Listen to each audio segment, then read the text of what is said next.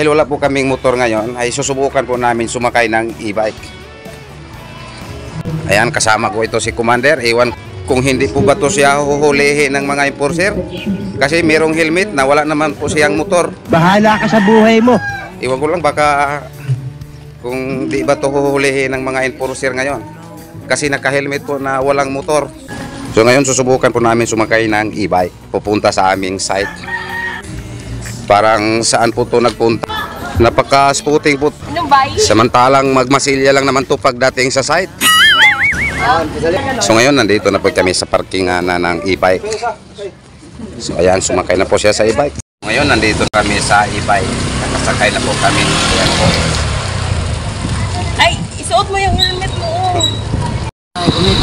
Sa mga hindi pa nakaalam kung saan po ang aming location, kami po ay dadaan po kami dito sa SRP. So ngayon pupunta na po kami sa aming site.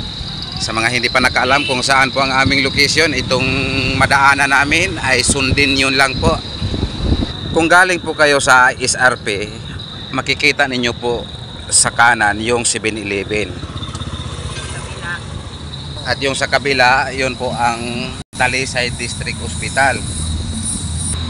Itong video ko ay sundin nyo lang po hanggang makarating sa aming site. Ayan. So dito lang sa kanan ko po i-focus yung camera para may mamandaan po kayo. Galing sa South Road Properties or SRP, ito hahanapin nyo lang po itong school na to. Hanggang makarating mo sa pangalawang Monterrey School Campus 3. Yung unang Monterrey ay yan po ay Campus 2. So sundin nyo lang po tong video na to. So ayan po ang Campus 3. So ngayon papaliko na po tayo sa kaliwa. Ito lang po ang tandaan ninyo, yung Monterrey School Campus 3. Ayan. Sa mga gusto pong mo-visit sa aming site, ay ito lang po ang tandaan ninyo, yung Campus 3, Monterrey School Campus 3. So lapit na po tayo pakaliwa. Ito basta tandaan nyo lang po to, yung Monterrey School Campus 3. Sa unahan nito ng konti ay makikita nyo po tong Talisay Church of Christ. Yan. Wala taloy ha, wala ta. So ayan, galing sa Campus 3 ay pakaliwa na po tayo. Yan. Yan. Lapit na lang po to sa aming site. So kung makikita ninyo, yung karsada na to, yung may ano, yung sa gitna ng yung may bakal sa gitna ng kalsada. So sundin nyo lang po to. Dito sa unahan nito ng konti, meron pong ito po ang San Isidro Elementary School sa kaliwa. Yan. So lapit na lang po tayo makarating sa aming site. Yan, yung karsada namin papasok sa amin, parang pispan po. So sa kaliwa, yan po ang elementary school. Sa kanan, ito po ang senior high building. So diretso na lang po tayo hanggang dito sa dulo mayroon pong refilling station.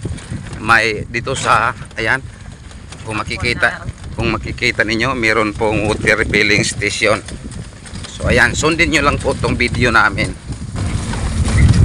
Galing dun sa Monterrey School Campus 3 ay sa estimate ko nasa 100 meters lang siguro hanggang makaating sa aming site. Ayan, konti na lang po ang kulang makarating na po. So dito sa dulo may landmark po kaming tatandaan ninyo. Ayan. Or pwede naman magtanong po kayo sa mga e-bike driver kung saan po tong landmark na to, ipapakita namin sa inyo. Ayan. Pagdating nyo sa Campus 3 ay pwede na po kayo magtanong sa mga e-bike driver kung saan po tong landmark na to. Ayan. Diyan na lang na. Sige, salamat. dumating na po kami sa aming site. At sa mga magtanong, kung nakikita ninyo kanina yung Monterrey School Campus 3, pagdating ninyo doon sa Monterrey School Campus 3 ay pwede na po kayo magtanong sa mga e-bike driver kung saan po tong location na to. Ayan, yung Tapsan, San Isidro, Talisay City. Ayan.